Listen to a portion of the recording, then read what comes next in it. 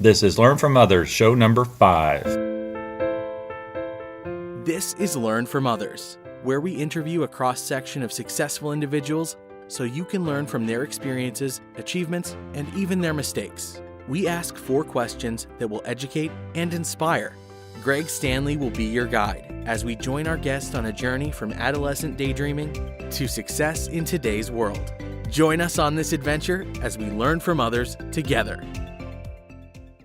Welcome to Learn from Others. This is Greg Stanley, and I'm very excited to introduce our special guest, Jason Dixon. Jason, thank you for taking us on your career journey. Thanks for having me. Glad to do this, and I'm looking forward to it for a while. Oh, cool. Well, before we find out what you're doing today, let's start at the very beginning and tell us what you wanted to be when you grew up. Well, when I was a child, I think I always knew that I wanted to be a pilot from a very early age. Don't know what that age was, but I would probably say about 8 years old whenever I could fully observe aircraft flying over my house and know that they were pretty cool things to want to try to fly. So I think that was really when I learned from that early age I wanted to be a pilot. So it's rare that people realize what they want to be at such a young age, and we actually met when you were 8 years old, ironically. I was your big brother through the Big Brother, Little Brothers program there in Atlanta, and it just occurred to me the reason you were seeing so many airplanes is because you were very close to Dobbins Air Force Base, correct? Yeah, that's correct. We only lived about a couple miles away from Dobbins Air Force Base, and right above our house was where most of the aircraft, if they were on approach or landing, they would actually fly right over our house. So we always heard a lot of C-130s and F-16s, F-18s. So you always heard a lot of different aircraft coming in and out all the time. So, some other people, they didn't like the noise, but I didn't particularly not mind it. So you didn't mind it. So were you like outside playing ball or something else, and an airplane flies down low, and you're like, "Oh, that's pretty cool." Yeah, I think I probably was that quintessential kid that was that quintessential dork kid, just standing up and looking at aircraft. You were a dorky kid, but end of the game. Yeah, I know. So it was until I met you, and then you told me that it was all right to be a little bit dorky. So that's right. But, I ramped it up for you, right? Yeah, exactly. Well, one thing I do remember is we used to throw airplanes around, obviously, and we get those balsa wood airplanes. And I think the goal is I would throw it, and you would try to knock it down with a football or something. Like it was a totally off-the-wall game we were playing there. Yeah, I don't know where we came up with that game. Maybe it was just our own little Top Gun fantasy that we were trying to live out.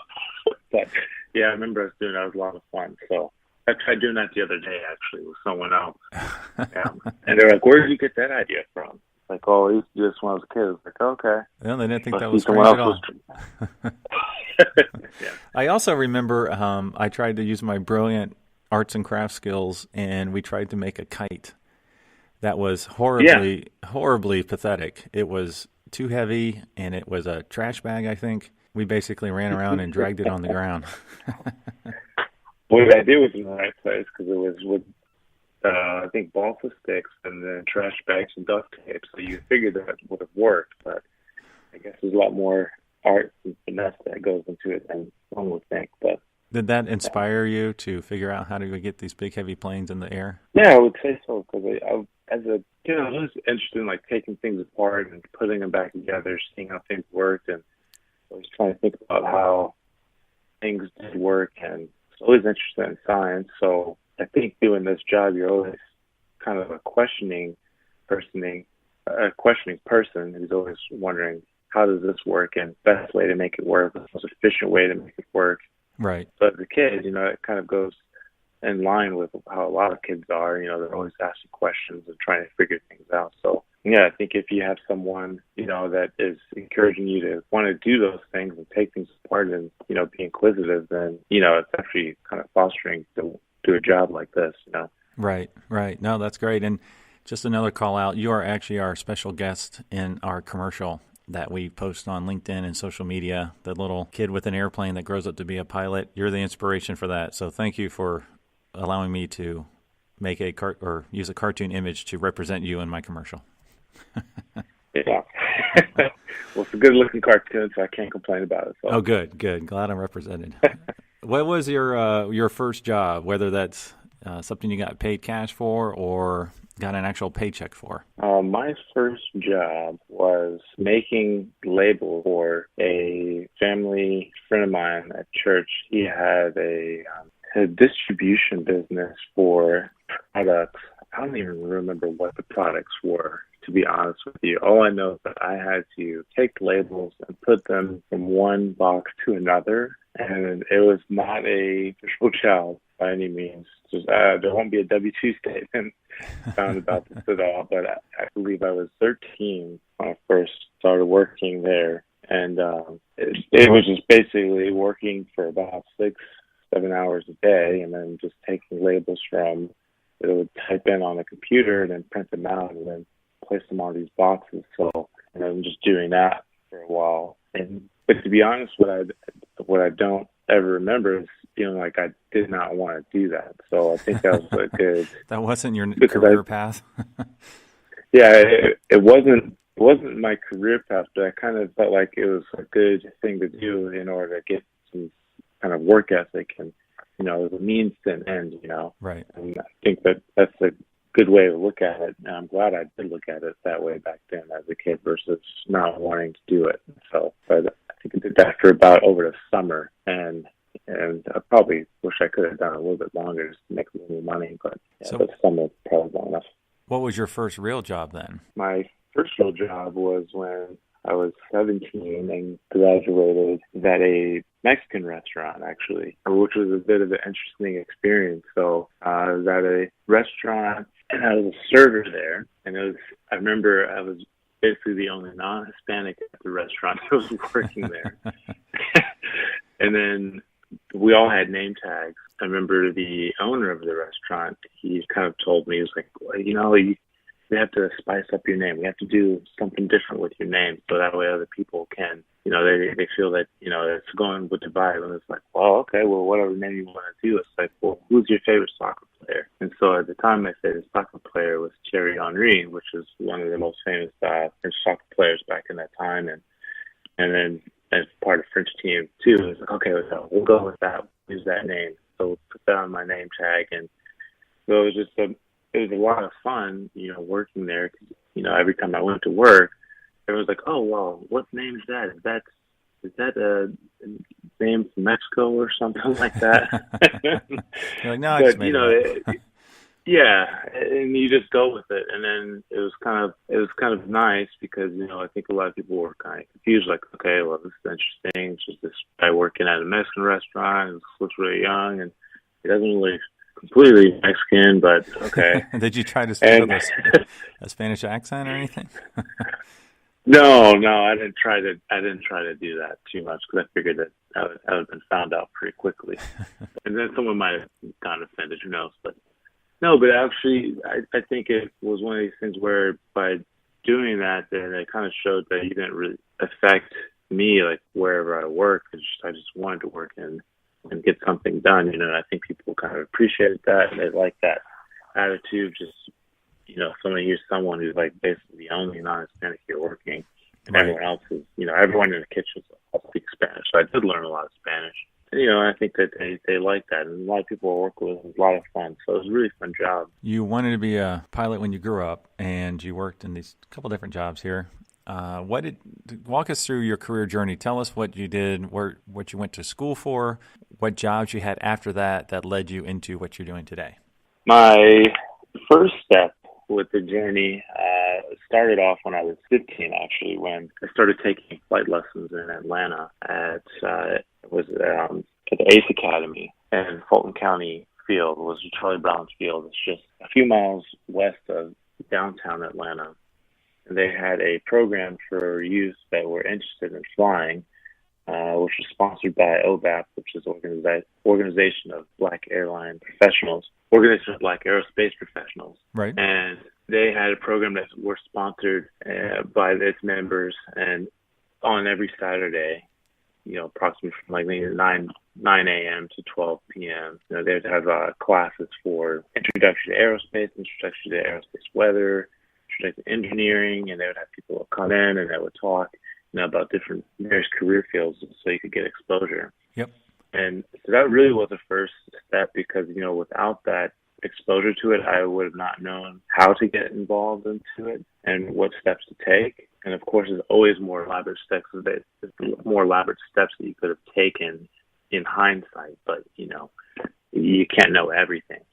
Right. And one thing I will say is when you were very young, I guess, I don't know, 10 years old or so, you built a remote control airplane that I thought was really impressive because that thing was complex. And you were flying that, which I know was also part of the groundwork, I'm sure, for building on your interest in flying. And then also you're probably learning some pretty rudimentary skills, as far as, the different controls and how the wings work and all those types of different things. Yeah, that's correct. Yeah, so building those planes I built two of them when I was 10 years old, and building those, one taught kind of construction skills, but also just how to follow directions and how to follow directions to completeness, right? As much as you can as a 10-year-old, because if you don't follow the directions, then there's a possibility that it will not work, or it won't function properly, or not be as strong as it could have been if you don't follow them.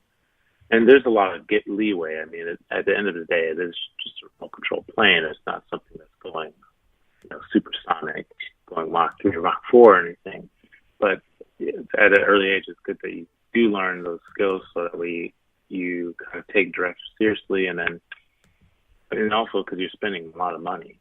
So, I mean, a lot of that, I used a lot of Christmas money that I had and birthday money to buy the parts for that plane and built it. Unfortunately, the first plane I built crashed, but I did rebuild it and it was up flying again. But then I built the second plane. Well, cool. Well, take us to where you went after organization, where you started to learn the next steps to become a pilot.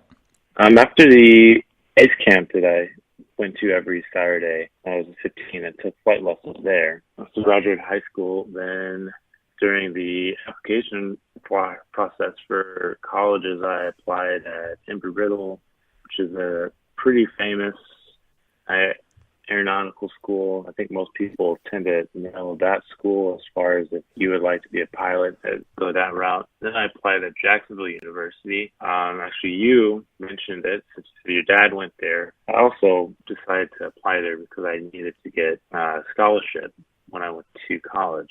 So when I applied at Embry-Riddle, they didn't really have any scholarship opportunities for me that were non-academic. So that when I applied at Jacksonville, I got an academic and a music scholarship. So that helped out a lot with bringing down the tuition costs, which were not as expensive as they are nowadays, but anything helps. So I got a music scholarship in the orchestra there. So when I went to college there, then I played in the university orchestra there for the time that I was there, and then was taking flight lessons in their flight department, and then aviation courses as well alongside. So, and when I went there, I majored in aviation management and operations, and then that was just a course consisting of aviation science and aviation weather, and just other various aspects of the aviation industry. So that way, when you do enter into the industry as a pilot, you do understand inner workings of the industry and how it works.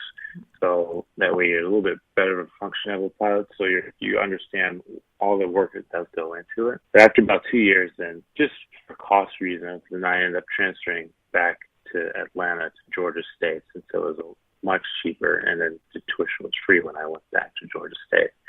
So, and then finished up the rest of my licenses at another flight school and at the Atlanta area. Right. So I transferred back to Atlanta. I just finished up my licenses. At the same time, I was going to taking classes at Georgia State, and that turned out to be a little bit better of a system for me, at least, versus trying to constantly worry about how much tuition is going to cost every semester. So that made it a little bit better to focus on the next step that I need to take after that.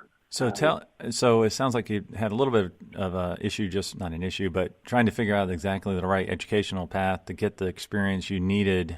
And I don't think we've officially said it yet or not, but what do you do today? Right now, I'm a first officer at United Airlines. I'm on the Boeing 737 and based in Newark, New Jersey. So I just got hired here about 2 years ago, actually 2 weeks ago. Wow. 2 weeks ago, I got hired here at United Airlines. So brand new, I'm still here. Still kind of can't believe I'm still here, actually. I mean, there's days when I show up to work and I'm thinking like, oh, wow, okay, I'm here already. I guess when you think about how long, the career is that this career usually lasts for, it's a very long career if you maintain your health and keep your personal life in check and everything. It can be this very rewarding career. So I'm Awesome. 31 right now, and the mandatory retirement age by the federal government is 65. So another 34 years left that I have, that I could fly this job. And, when I think about it, there's not a lot of people, I think nowadays, unfortunately, with the way companies have kind of conducted themselves, there's not a lot of people that end up staying at the same job for a long time anymore. So it's kind of a blessing to be able to think about it in that way, that you're going to be able to stay someplace for that long. Right. Absolutely. So, not meaning that there's not going to be any issues or trials, tribulations, or economic downturns again, but it's something though always nice to know that you have that somewhat security in your back pocket a little bit. So Right. yeah. Right. Well, before we move on to our next question, let's take a moment to hear from our sponsors. Do you enjoy your job and find it fulfilling? Or do you spend more time wondering what if instead of what's next? If so, contact Career Spa. Career Spa has extensive programs and curriculum and understands the challenges faced by individuals in transition. They can teach these success practices to be mastered for an effective job search. Answer that what if question by contacting Career Spa and asking their experts, what's next? Contact Career Spa at careerspa.net. Talent acquisition is key to building a successful organization. Talent Connections is a professional services firm that specializes in recruiting, including executive search, contract recruiting, talent acquisition consulting, and recruitment process outsourcing. Whether you are an individual or a Fortune 100 company, Talent Connections can connect you with success. Contact them at talentconnections.net. Welcome back. We just learned what you wanted to be when you grew up, which was a pilot, and what you actually do today, which is a pilot. So that's awesome. So if you could do it all over again, and I think you referenced this a little bit, what would you do differently? Whether that's go to different schools, stay at one school, different type of education, what would you do differently looking back? The main thing that I would do differently right now, and it's really kind of cemented the idea in my head, really from talking with a lot of other coworkers that are older, and having their kids going to college, I would just stay in Georgia. Right, stay in Georgia. I stayed in Georgia where the tuition was free and where it was much cheaper. The competition wasn't so stressful as far as, in your courses.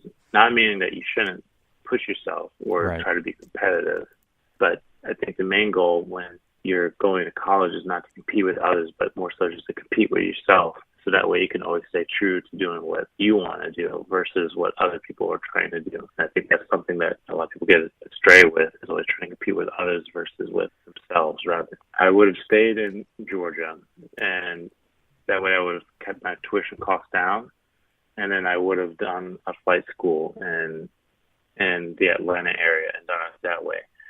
There's nothing against the larger universities that do aviation program, nothing against them at all. But I think the education that you get just as the same thing as if you go to an Ivy League school versus community college. A lot of your education, I really do not think is dependent upon the school that you go to. It's more so dependent upon the person and how much you want to get out of it. So if you could have gone to a local flight school and gotten a lot out of it if you were very enthusiastic about it. And I think most pilots are very enthusiastic about the flight training that they do get. So, in hindsight, there aren't any requirements that say that you have to go to this type of school in order to get hired here. And there are a lot of people that have various different flight backgrounds, either from the military or from big aviation universities, or they went to their local flight school in Texas, in Western Texas someplace, just flying over oil fields and building up all the time that way. And so there's not any one way of getting to this point here now. And that's kind of what I've learned. And I've flown with so many different people that did it different ways and did it cheaper. When you think about it, it makes you realize, like, okay, well, there's not really one way of doing this. And there's not a magic bullet to getting here. Yeah, so I would have just done that. Right. That's actually leads me to my next question. What is a typical career path for this job? And I know there's a couple, as you mentioned, a couple different routes. I know one of them could be going to the military aspect of it and either become, like a cargo pilot or fighter pilot, that particular route. Yeah. Another one, though, it seems like the non-military route's a little murkier, or there's multiple ways in which you can go about it. So is there a particular career path? It sounds like there's really not. Yeah, there's really not. I think most people, when they ask me, like, oh, yeah, you're a pilot, that's nice. Oh, were you in the military? And I think that's still a pretty common assumption. Granted, so, because the majority of the pilots that we are hiring right now are from the military. But there are a lot of different other ways to get here that can make it a lot easier. So most people, they get employed in the military. When I graduated high school and I was thinking about wanting to go in the military, I wanted to look at the prospects of getting a flight position in the first place. If you enlist, then you're not guaranteed any one particular job or job assignment. It all goes based off what their need is in their mission at that time. And a recruiter had told me that, that they could not guarantee that I would get a flight slot. So in my mind, I was like, well, I don't want to do anything that's not dealing with flying. And then they said, well, there would be a lot of drone slots, but when you fly drones in the military, that time doesn't translate to actual flying an aircraft time. So you may spend 5 years flying drones in the military, but once you get out, that time doesn't even translate as far as being able to transfer over to an actual pilot's license in the U.S. Right. So that would have not really been the best thing to do. Right. And how many hours did you need to get onto a large airline? Because I know you worked a regional for a while. How many hours approximately did you need to be considered for a large airline? When I got hired at United, I had about 5,800 hours. And that number has gone up quite a bit because since 9/11, the aviation industry has just been really slow. And then with a lot of the other airlines that went out of business, like shortly after 9/11 or during 2000 or whatnot, so went to hiring. So it's been a long time since a lot of the airlines have been hiring. It's only been in the last maybe 3-4 years that American Airlines have been hiring. So with that, you have a big pool of people, very qualified people that are trying to get hired as well. So the hours that you need, also not just the experience that you've had, how much time you've had in the aircraft and different various types of aircraft show your experience for that job. I was competing with people that had 10,000 or 15,000 hours and had flown at another major airline before. And also age was a factor too, with just being younger. It's just, I'm not going to have as much experience as someone who's 40 or 45, the nature of life. So, but now that number has gone down since the hiring has started to pick up and they are trying to pick up a little more diverse people, because just because you have 15,000 hours doesn't mean that you present necessarily better qualities than someone who has 5,000 hours or 8,000 hours. There's a lot that goes into it as far as with personality as well. Right. That if the person is could be moldable, that you can teach them the things that they may not have, and then if they're willing and open to learn these things, which is, I'm pretty sure it's a really big thing as far as with what it's like to work with some people. And it makes it much easier to work with someone who's really willing to learn and puts in their effort all the time versus someone who has a lot of experience that can not be as easily moldable and willing to learn something new and be a participant in a new organization. So, and that's what a lot of it is. It's just if you just are the type of person that's willing to show up to work with different people, and make the operation work and always keep your idea on the operation and less about yourself, then this job is so much fun and so much easier that way when you just keep those ideals in that way. Wow, that's a great way to look at it and a great way to continue to grow and learn and be an asset to your company as you grow with them. Like you said, you have 34 more years with this company. There's a lot of stuff you can learn in that time frame to keep it fresh. Yeah.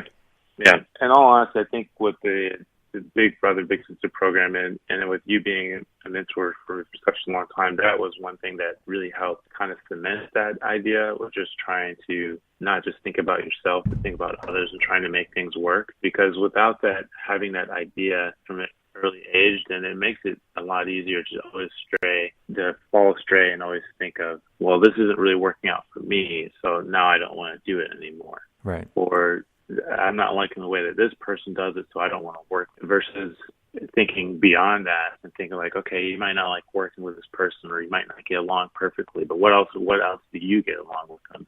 And how can you make that work? And it sounds simple, but I think that's missing a lot from some workplaces, and making places work efficiently, having that mentality of just always trying to make things work so you get the operation to make it done and get things done efficiently and safely. Well, cool. Well, thanks for mentioning that. And to be fair, you were a pretty easy kid to work with.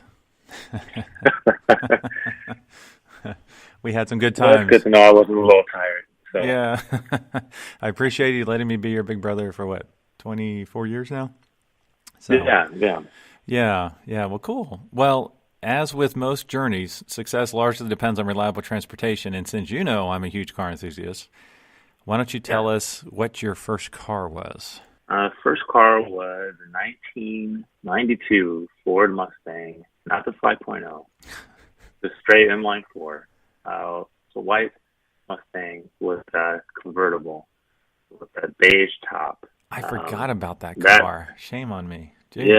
Yeah, that was the first car that I got. I got that car when I was 16, and that was a lot of fun. The only thing that I missed about it, that it was automatic. I wish that it was a stick shift, because I grew up learning how to drive a stick shift, and I still very adamantly believe that there's no other way to drive a car than stick shift. Right there with you. I know there's a lot of people who will disagree, and I'm up until I'm driving a Formula car that has automatic paddle shifts, then I'll agree. But up until right now, there's just no soul to a car without stick shift. I totally agree. Yeah. Well, that's a great first car, honestly, even though it's a 4-cylinder and convertible white Mustang. That's really cool. Well, what's your dream car?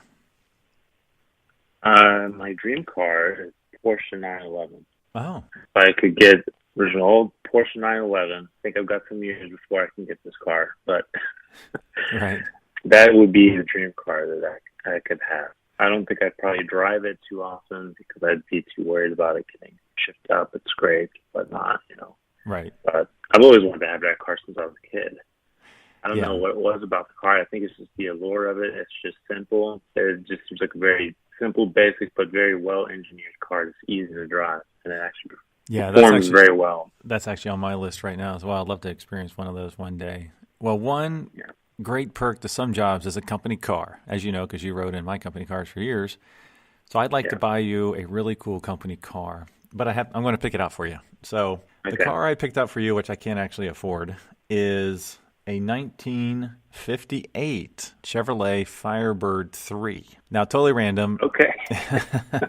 I'll send you some pictures, but it literally looks like a fighter jet. So this car, there was 3 of them that were made, the 1, the 2, and the 3, and they were prototypes for Chevrolet to show, or General Motors to show future technology. And so they had all sorts of aircraft-inspired things. They had the glass canopy, and the first one was they all had actually jet engines in them. The first one was just brutally hot. It was only for one person. The second one was for 4 people, but again, brutally hot. And the third one, it has some nice stuff to it. It has power steering. It has AC. It actually has 2 engines, gas engines, that run the accessories. So of the 3, it's the most friendly commuter car of the 3. So obviously this is a fantasy world here, but I thought that would be one that would be perfectly fit for you. Now, a more realistic one would obviously be a 911, but we'll stick with the fantasy for now. So you will see that on your little commercial or your little animation that I post later, and I'll send you some emails of this car. So it's pretty cool. I've only got to say one thing. If you were going to give me that car as a company car, I need a free lawyer to get out of all the speeding tickets because it has a jet engine in it. So Yeah. It also has air drag brakes, which is kind of cool, like on aircraft. So. Oh, wow. Yeah, and probably pretty expensive. It didn't have a steering wheel; had a joystick between the 2 seats. So probably pretty dangerously fast and dangerous just even driving around the corner, I would imagine. So yeah. Well, cool. Well, Jason, thank you so much for taking us on your career journey today. What's the best way for our listeners to learn more about you or your company?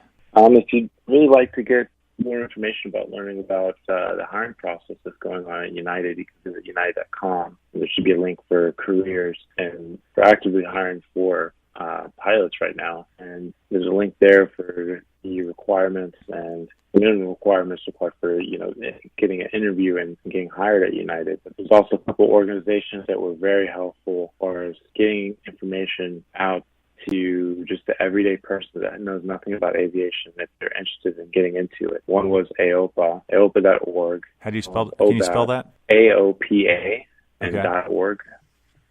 They have a lot of information. It's the Aircraft Owners and Pilots Association. So they have a lot of information for general aviation pilots, and also information for pilots who are just getting started in aviation and how to do it most cheaply, most cost-effective and safe way as well.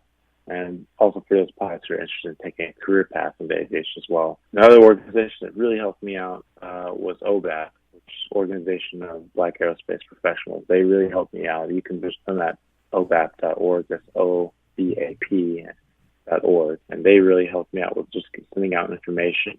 They do a lot of camps, regardless of where your kid's from or who they are. If your kid is interested in doing aviation, they do a lot of camps all over the U.S., and some of them are sponsored by some of the major airlines, which is something I found out is start doing networking very early on, because a lot of where you end up, every career field seems about who you know, Right. and who can vouch for you. And it's never too early, I think, to start doing that. Not meaning that you should send your kids with business cards to elementary school, but it doesn't hurt to start exposing them to different people, and that way they can really get a better idea of what it's like to be in that industry and what their journey's been like as well. Well, but, cool. Those are two organizations that really helped me out the most. No, they sound like great organizations, so thanks for sharing those. Well, cool.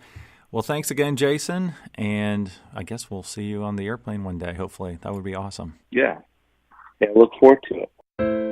Thank you for listening to Learn from Others, where we help others succeed by sharing success. Where will our next adventure take us? Subscribe to find out. If you know of someone who has a cool career story or occupation, contact Greg through Instagram at Greg Stanley LFO. That's GregStanley LFO. And we will see you soon as we learn from others together.